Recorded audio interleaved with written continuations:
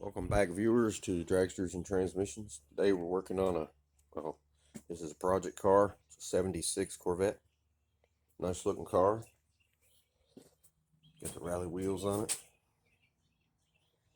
Anyway, the owner brought it to me because the air conditioner wasn't working. And, well, it was working. It just wasn't getting very cold. Or cold enough, I should say. And the driver door window motor was bad. I've replaced that. So anyway, and the headlights, when you cut them off, when you cut them on, they raise up like they're supposed to, like a Corvette does, and they work. But when you cut them off, of course the lights themselves go off, but the buckets stay up, they won't go down. So just searching and checking all the vacuum lines, because it is a vacuum issue. Some parts have been replaced underneath the nose of the car.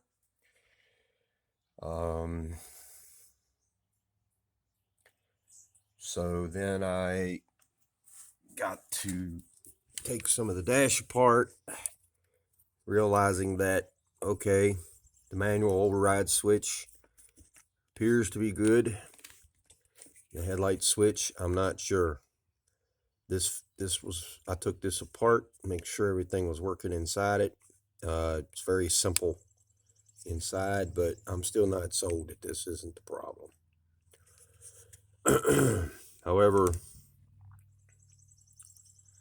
it's a vacuum leak, a vacuum issue, so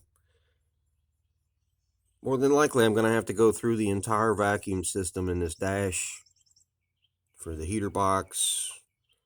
Not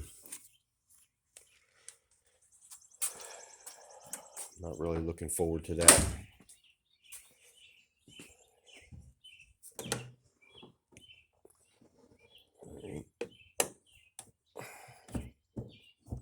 So anyway, on the earlier 70s, 70, 71, maybe up to 72, they used to mount a vacuum diaphragm right here. And the later models like this one, or mid 76 like this one is, they actually mounted it on top of the heater box. So grab my flashlight, and now I got to look for something while I'm doing this. I am looking for the other vacuum switch. There it is. I guess that's it. In the heater core hose right there. See it? And there's no vacuum hose on it. So I'm wondering if I got a feeling I got into it. I'm in a mess of worms here. I've opened up a can of worms, or I'm about to. Anyway, yeah, this 350 engine had been rebuilt at one time. The owner hasn't had this car very long. He's only had it for like a month. He drove it around for a week or so, and then it started getting hot outside, and he just couldn't handle the air conditioning not getting very cold. It's had a Holley carburetor put on it, and it does not have the AC solenoid switch on the carburetor that it needs to kick the idle up. If you look, and it'll mount up front here, mounts up here, kicks the throttle back when you turn the air conditioner on. So when the air conditioner's kicked on here, it just really bogs it down. Now, I doubt this engine had any performance upgrades when it was rebuilt.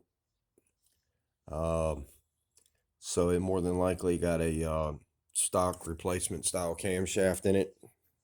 It does have a little, well, maybe not. It's got a little sound to it. But anyway, we just never know. Anyway, well guys, I'm not gonna make this too long of a video. Just give me an update on what I'm working on now, or one of the jobs I'm working on now. The other one is finishing up this Dana 44 rear end gear swap install. Getting ready to jump on that. And of course I got to put all the axles and hubs and everything back in it for the client. Great. So yeah. Alright guys, well, if you like the content, give this video a thumbs up. Consider subscribing to the channel. And click that notification bell. Click all once you do that. And leave a comment below. Alright. Thanks for watching, guys.